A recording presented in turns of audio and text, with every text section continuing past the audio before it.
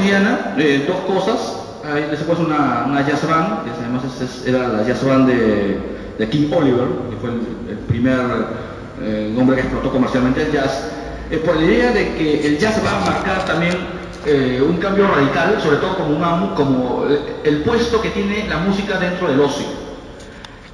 El jazz implica también, lo que decía Walter Benjamin, la época de la revolución técnica del arte, es decir,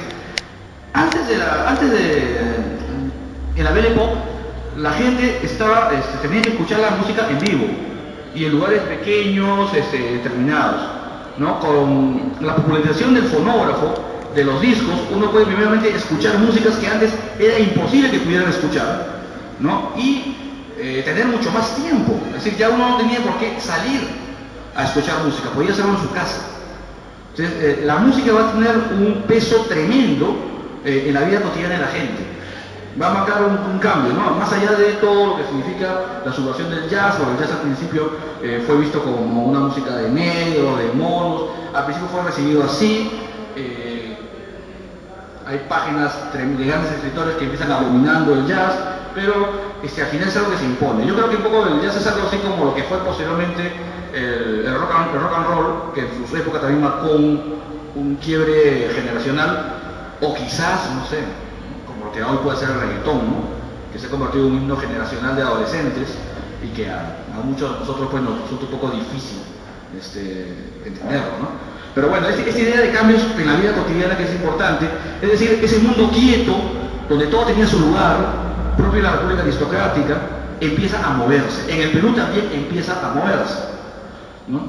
Bueno, la siguiente foto es un poco una foto ícono, no sé si alguno de ustedes la reconoce, estoy hablando de Louise Brooks, una famosa actriz que era norteamericana, pero es más conocida porque fue protagonista en varias películas del expresionismo alemán.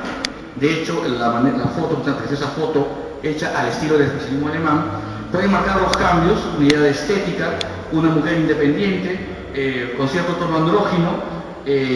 La mujer va a tener un peso también importante en la vida cultural. Afuera mucho más, pero en el Perú también. En el Perú vamos a empezar a oír hablar en términos muy jóvenes de mujeres que empiezan a proponer cosas, a escribir, ¿no? Antes tenías que tener una cantidad X de años, ya ser una señora, una matrona, para que la gente pues, te escuchara, ¿no? Fue el caso de algunas escritoras que habían antes, ¿no? Mercedes Carbonera, por ejemplo. A Flora Tristán le hicieron la vida imposible. Flora Tristán, que era buena gente, siendo extranjera y todo, en el Perú le ponían contra, o sea, le quemaban sus libros, es decir, tremendo, ¿no? Pero en los años 20, por ejemplo, pues, gente muy joven, como Magda Portal, como Ángela Ramos, van a empezar a decir las cosas abiertamente, a proponer ideas y van a ser recibidas, ¿no? O sea, y no va a haber ningún problema, nadie se va a escandalizar. La mujer empieza poco a poco, tampoco voy a exagerar, pero poco a poco va a tener un mayor peso, ¿no? La siguiente. Ya, en el Perú, el señor que está allí es Alomía Robles, ¿no? El que crea el Contrapasa, ¿no? Alomía Robles va a tener una influencia porque va a intentar, por primera vez en el Perú, en tratar de crear una música que tenga que mirar también a nuestra herencia cultural, ¿no? Mientras que los compositores peruanos antes, y bueno, también después, se dedican a copiar los modelos musicales de afuera, ¿no? Él intenta tratar de, sí, por un lado, hacer música clásica, pero tratar de buscar motivos propiamente peruanos, tanto en el contenido como también en la forma, ¿no? Alomía Robles hace una famosa zarzuela ópera llamada Ollantay, en la cual muchas de sus canciones y de su estructura musical es de música indígena, ¿no? Y también el tema es un tema que además es un tema propio. El Cóndor Pasa, por ejemplo, es una zarzuela con un mensaje bastante antiimperialista, ¿no? Porque es un poco la comunidad que es explotada por el vil empresario minero extranjero, ¿no? Entonces, y fue puesta, además tuvo un éxito aquí tremendo en el Perú. Pero son nuevas maneras de hacer música. Y luego esta idea de la vanguardia, así como he puesto una música, lo he puesto también acá.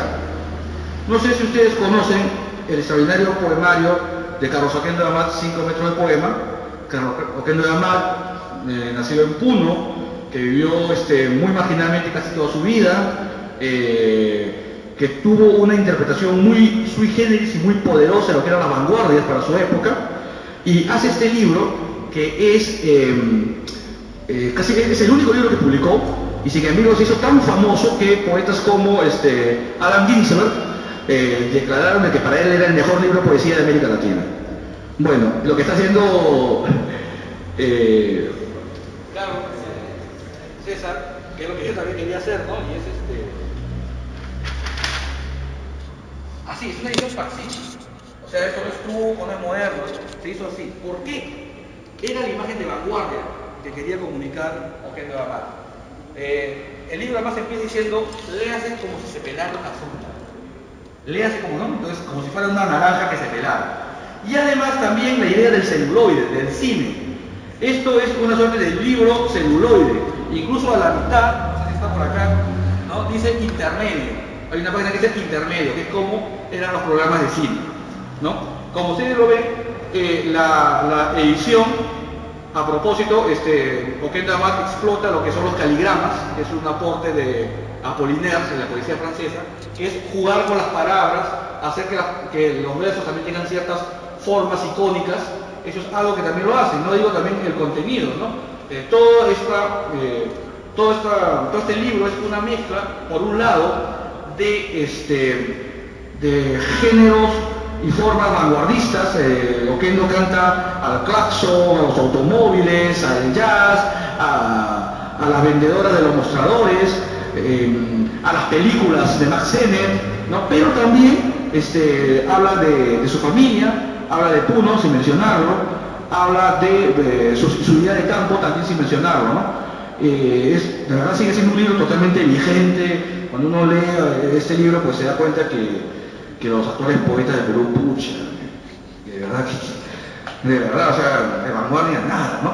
Bueno, ese es un ejemplo, para que vean los niveles que aquí se han llegado. Por eso digo que es una época fecunda que aquí no se ha vuelto a repetir, ¿no? Además, ese mismo año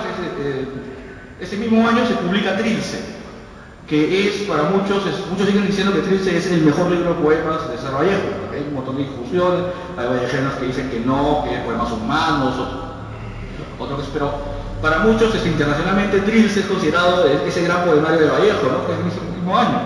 Y en ese mismo año además me parece que Alberto Hidalgo también empieza a publicar sus primeros poemas surrealistas, que son además totalmente agresivos. Y estamos hablando de 3 peruanos que están acá, a mitad de los años 20, y que pueden producir eso, ¿no? Y no es gratuito, no es gratuito. ¿Cuál es el siguiente? Ya,